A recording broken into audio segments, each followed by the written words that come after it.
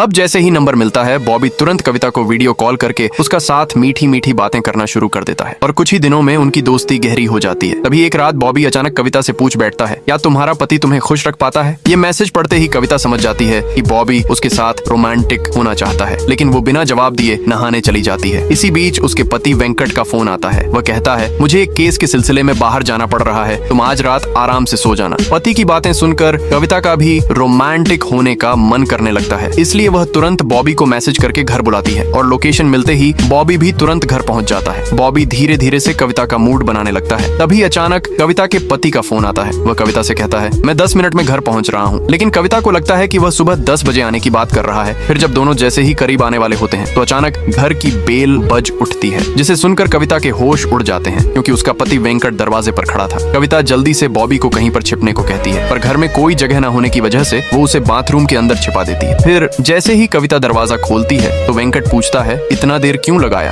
तब कविता बहाना बनाते हुए कहती है, मेरी आंख लग गई थी। तभी वेंकट सीधे उसी बाथरूम के अंदर चला जाता है, जिससे कविता का दिल जोर जोर से धड़कने लगता है। पर बॉबी लकड़ी के बक्से में छिपा होता है, इसलिए बच जाता है।